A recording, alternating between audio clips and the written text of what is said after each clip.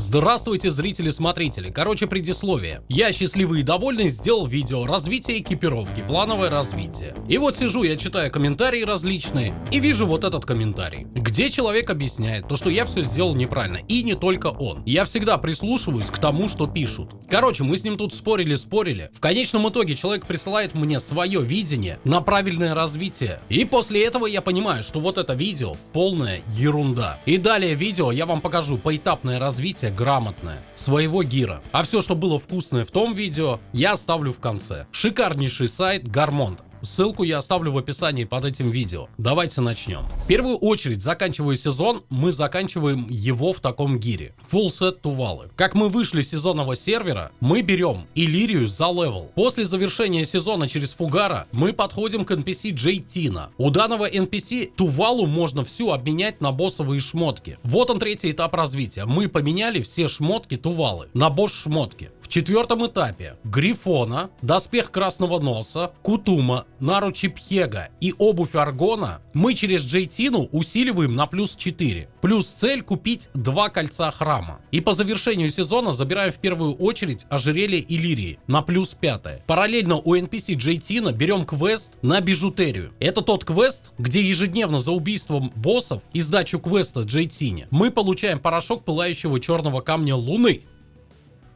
Еле выговорил. И на этом моменте немного остановимся. Параллельно выполняем книгу приключения Бартели. За данную книгу вы получите 4 атаки и 2 защиты. Давайте добавим, как будто мы ее выполнили. Пятое. Нужно покупать оружие Роде, заточенное на плюс 16. В конце видео будут все гайды, где что как делать. Шестой. Тут мы покупаем пробужденное оружие Роде тоже на плюс 16. Доза, а что если я играю в пробуде, нахрена мне наследное оружие первое? Отвечая на этот вопрос, основное оружие Роде дает хорошую прибавку к доп. Урону по монстрам, даже если вы играете в пробуде. Смотрите, открываем инвентарь, смотрим на атаку. Однако урон от навыков наследия влияет оба оружия, основное и пробужденное. Смотрим на атаку пробуды, тоже написано зеленым. Пробужденные навыки напрямую зависят от атаки обычного и пробужденного оружия. Основное оружие имеет ту же самую важность, что и пробужденное, независимо в какой стойке вы играете. Следующий этап развития. Вам нужно купить серьгу Тунры. Оно дает хорошую прибавку по атаке, заточенную на 4. Ну и дальше покупаем Василиска, тоже заточенного на 4. Далее мы через Джейтину доделываем доспехи и делаем из них босс-шмотки, 5. Плюс сразу ориентируемся на их кафраз. Закафразить их нужно,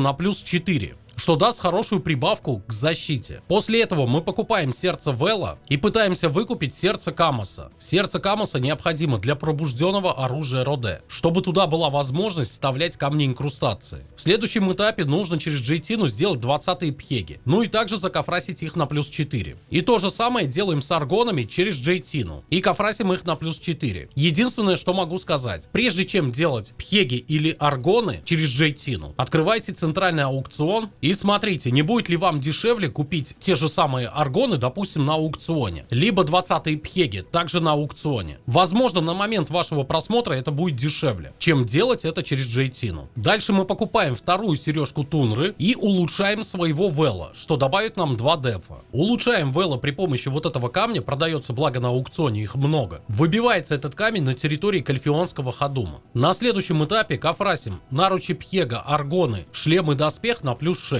Что добавит неплохую защиту. В следующем этапе мы покупаем кольцо Тунры и улучшаем серьги, кольца и пояс, так как с таким гиром можно выфармливать Серендийский Ходум. Именно здесь выбиваются вот эти итемки, при помощи которых можно улучшать свою бижутерию. Кольца улучшаются при помощи вот этого хрусталя угасающей луны. Внизу видно формулу получения. Пояс улучшается при помощи хрусталя печального заката. Внизу есть также формула. Ну а серьги хрусталь тоскливой земли. И в этом этапе развития также обращайте внимание на все остальные дневники. Эти дневники можно найти. Escape, путешествия, дневники приключений. Вот здесь, если прожать стрелочку, можно посмотреть, что дают все дневники. Ну или вот отсюда я показываю, что дает дневник Глаштая, Деви, Греко и Маргрима. Поиск через орбиту игр. Ну элементарно. Вбивайте орбита игр Моргрима и смотрите на сайте уже, как его делать. И можно уже сделать квест на барьер вторжения, там, где нужно Кзарка убивать. За это вы получите 2 атаки на аккаунт. На орбите игр есть как раз таки этот квест, полное его прохождение, что нужно. Плюс этот квест находится в рекомендованных. Называется он Эльвия и Кзарка барьер вторжения. Ну и представим, что мы сделали в принципе все книжки, которые необходимы для улучшения своего гира. Следующий этап развития. Пытаемся заточить основное и пробужденное оружие Родена плюс 2. На следующем этапе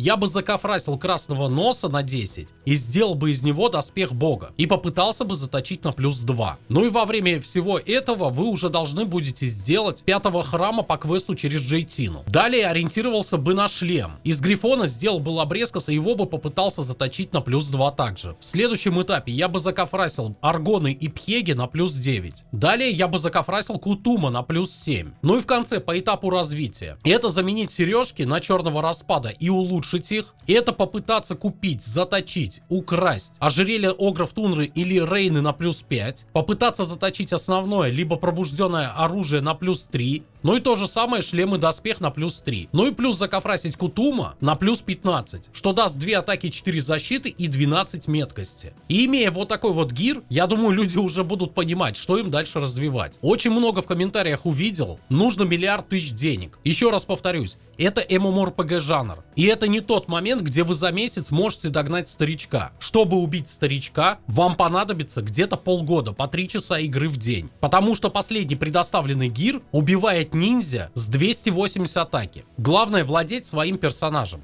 Руки в этой игре большое значение имеют. Ну и на этой ноте переместимся от Нарсилана, развитие с Нарсилана. Итак, прошли вы всю цепочку квестов, получили следующий гир Нарсилана. По квестам за левел вы получили Иллирию и все остальное. Следующий этап. Вам нужно ориентироваться на Огра, чтобы купить его 4-м. Также необходимо поменять кольцо защитника храма, тоже плюс 4-е. Следующий этап. Копите и покупайте Василиска и покупайте Тундру 4-ю. В следующем этапе ориентируйте свои финансы на покупку основного оружия Роде 16 и дополнительное оружие Роде, тоже 16-е. Ну и плюс Кутума купите 20-го и закафрасьте его на плюс 1. В следующем этапе ориентируйтесь на покупку Вела и полного 20-го босс-сета. Ну и вот такой вот гир у нас получился в конечном итоге. Далее уже ориентируйтесь по первой таблице примерно с 9-го пункта. Ссылки на эти развития я оставлю в описании под этим видео. Ну а далее в продолжении будет первая часть, которую я уберу из общего доступа. И он будет доступен только по ссылке в описании под этим видео. Если вам вдруг будет интересно посмотреть оригинал. Поехали! Смотреть продолжение. Хотите, покажу лысую киску? На тебе, от дозы. Грейся. А мохнатую киску? На тебе от меня. Грейся. На, дозер, грейся. В первую очередь, давайте вас проведу по полезным видео с кратким содержанием, что в них находится. Все ссылки я оставлю в описании под этим видео. Переходим во вкладку плейлист. И тут есть плейлист «Новичок 2022». И тут справа есть полный список видео, который понадобится для новичков. Теперь о каждом по порядку. В первой части я рассказываю про сервера платформы Steam 4Game и Pearl Labs. И также я рассказываю про персонажей, кого следует выбрать новичку. Вторая часть посвящена настройкам игры. Третья часть посвящена в основном механикам аукциона. Четвертая часть, как заточить начальные шмотки Нару. Пятая часть о гильдиях в игре Black Desert и их влияние на вашего персонажа. Разбор чата, также полное прохождение книги Чонга Шерихана. Шестая часть посвящена Нарсилану. То есть сначала у вас Нару, потом Нарсилан. Более улучшенная, классная вещь для новичков ВО. Также показываю в этой части, как точиться. Ну и показываю оружие Клифа, с которого можно получить неплохие бабки. В седьмой части рассказываю про камни инкрустации. Это такие специальные штучки, которые вставляются в оружие и в шмотки. Ну, усиливают вашего персонажа. Также рассказываю про боссов. Боссы из разлома тьмы.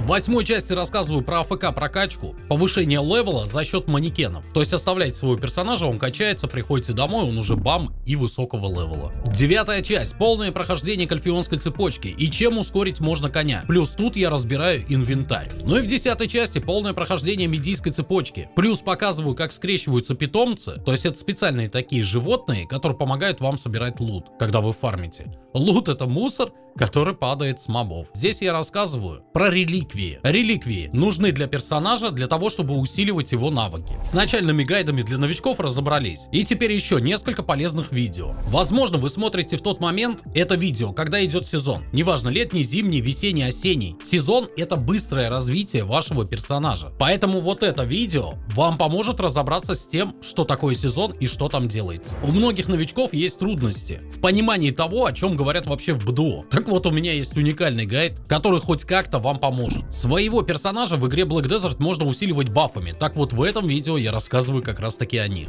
Для начала скажу, что такое фея. Это летающая жужжалка, которая помогает вам отхиливаться. То есть она автоматически съедает банки. Это, несомненно, самое полезное видео. Подходит как для новичков, так и для старичков. То, что я показал в этом гайде, собрано, можно сказать, годами. Давайте по пальцам. Про это видео. Вы начинаете играть на сезоне. На сезоне получаете шмотки Нару. После этого обмениваете на Тувалу.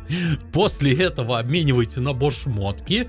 И после этого через Джейтину вы улучшаете эти босс-шмотки до максимального левела. Вот как раз таки в этом видео и показано, как сделать топовые шмотки, потратив минимум ресурсов. Ну а в этом видео я рассказываю уже про максимальный гир, к которому относятся Роде и оружие Черной Звезды. Давайте начнем с обширной карты Black Desert. Здесь как таковых нету телепортов. Все передвижение происходит на конях. Либо ишаках, либо альпаках.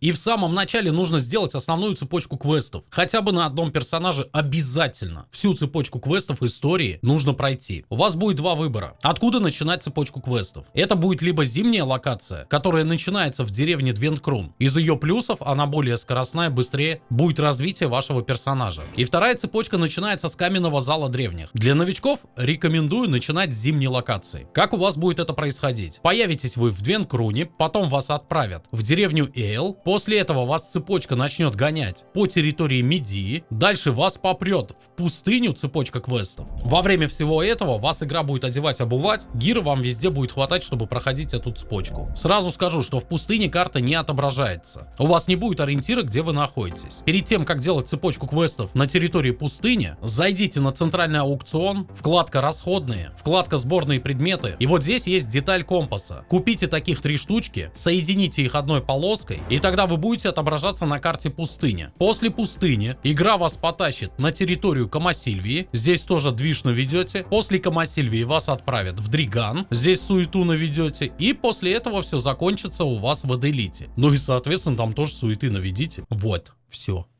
И еще следующий вопрос — это донат. Что покупать новичку прежде всего? Ребята, начали только играть, первые 3 месяца ни копейки не вкладывайте в игру. Все-таки основное — это держать примак на своем аккаунте. То есть премиум подписка, которая стоит 700 жемчуга, хотя бы ее нужно раз в месяц обновлять. Можете открыть, почитать, какие преимущества она дает. Самое главное преимущество у примака — это дополнительный заработок при продаже предметов на аукционе. Ну и плюс 200 ЛТ на весь аккаунт, то есть на всех персонажах будет у вас вес и ячейки слотов склада. По поводу ЛТ. Вместо ЛТ лучше всего покупать горничных. Это выгоднее. На аккаунте иметь хотя бы 20 горничных на склад — это уже шикарно. Во что еще стоит вкладываться? Это, конечно же, Великая Палатка. Вот в это чудовище, бывает по акции, желательно вложиться, если вы будете играть на долгой основе. Если вы прошли всю основную цепочку, поиграли 3 месяца, готовы вкладываться, тогда обновляйте своих питомцев. Самое главное на аккаунте иметь — это 2 питомцев. Это ежик. Он не всегда бывает в продаже, он как бы ивентовый. Но данный ежик при сборе, когда занимаетесь мирными профессиями, позволяет получать дополнительный лут. Собираете вы траву, деревья рубите, у вас дополнительно будут еще падать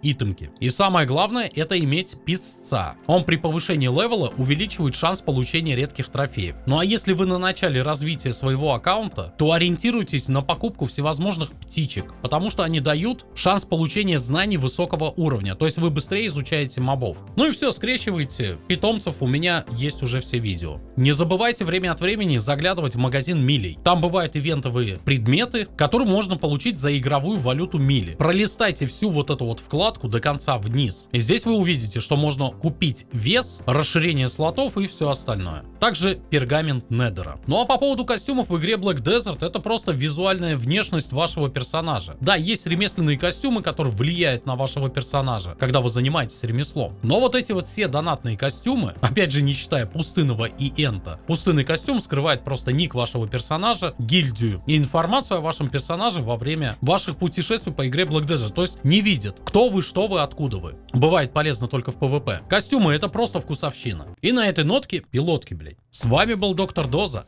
Увидимся в следующих гайдах и на стримах. Всем пока! Вот как сел в 12 часов писать это видео, так в 5 и закончил писать. А монтажом сколько заниматься? Ладно. Все же для зрителей и смотрителей, я же люблю вас.